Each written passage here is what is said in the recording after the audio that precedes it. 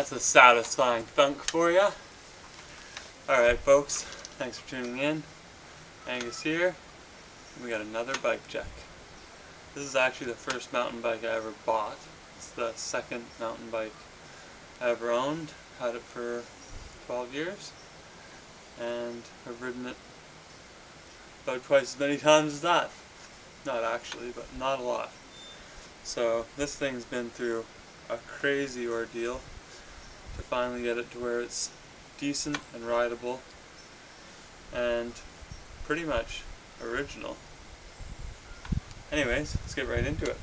So up front we've got, this is the first suspension bike I ever had, 20mm axle, the old 2004 Boxer. We've got Magura MT5 with 203 rotor. This is the original tire. I can't remember if it was the front or if it was the rear. It's on the front now. It's a WTB Timberwolf and still supple. No cracks.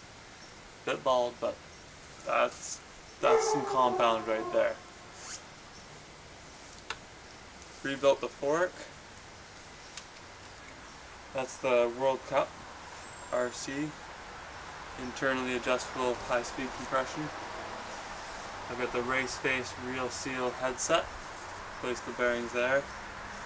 I've got Tiaga stem, this thing's a beast. Crushed the steer tube with it on these 4-bolt. Anyways, I had to ride this thing at least a couple times with the original monkey bars and this original stem. At some point I'm going to be going Cro-Mag. Got the original Intense, ODI Intense grips.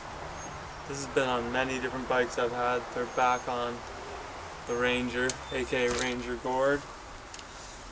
And I was actually very generously gifted a used set of EXO carbon DH cranks.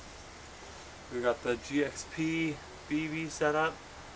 We've got a North Shore billet, 104/64 double ring. I've got a 24-tooth granny and a 34-tooth Black Spire narrow wide snaggle tooth, so you can manually lift that back and forth.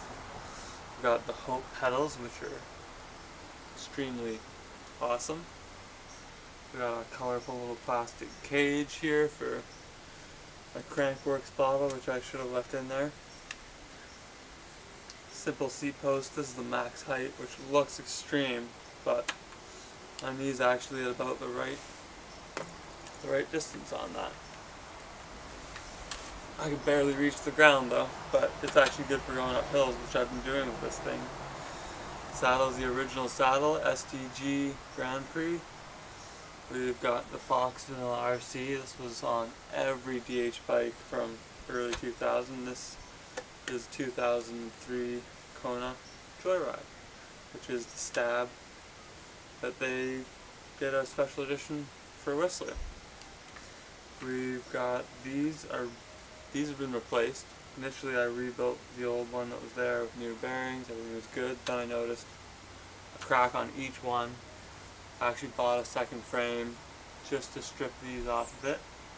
Paid $50 for the frame, and this came off with 2005, and they noticed that it was cracking there, so they made that portion thicker, which gives me a little bit of extra confidence.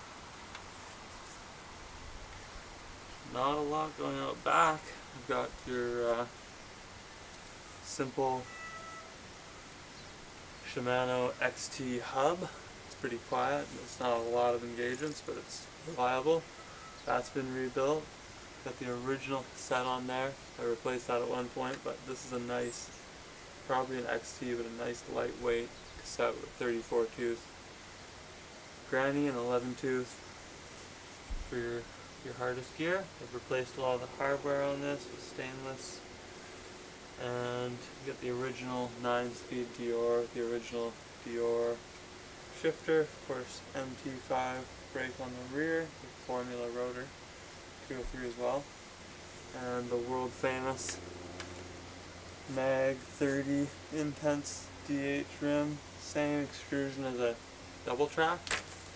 from Sunringle, but it's magnesium, and it's taken quite a beating. Replaced a bunch of spokes on it, trued it back to as good as it's ever going to be, and that's what that's all about. With that's not the original tire. The original Maxxis, which was also Minion, DHR like that, was really dry and cracked. Got these badass Whistler Crankworks Maxxis mud guards, and let's do whatever I can to get this guys up to you.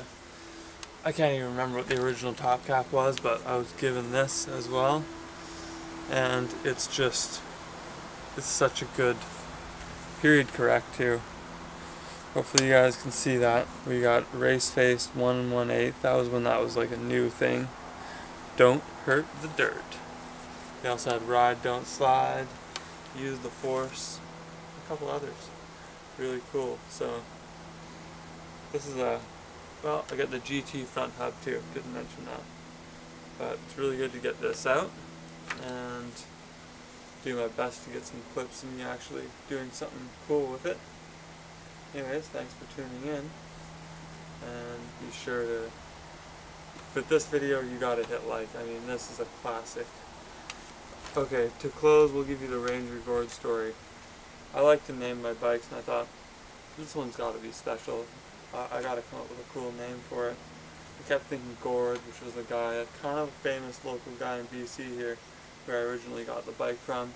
It seemed lame to kind of just name it after that, Gord. And then I thought, well, it's a Joyride. Have I ever been on a Joyride? And one time I found a truck, friends and I, up the mountain, crashed. We watched it for days. It was abandoned. It was stuck on a stump. We dug that thing out. We got people who were driving by to help us rip it out. The drive shaft popped out. We got it back in. It was a crazy multi-day mission. We got that thing going. Broken windshield, totally cracked, bent up frame. Gear shift was going up and down like that, and then finally it would go into gear. And that was the one and only Joyride I ever went on in my life. So, and it was a Ford Ranger. So I was like, dude, it all came together. You guys know Ranger Gord from the original Red Green show? A classic character. I highly recommend finding a video here on YouTube and going and watching that, because you will crack up so hard. So Ranger Gord came to be, and the rest is history. So once again, hit up me with some comments and hit the old like button, because this is such an awesome bike, and hopefully it was a freaking awesome video. And head over to my channel, check out what I got on there, and subscribe. Thanks for watching. Until next time, be well everyone.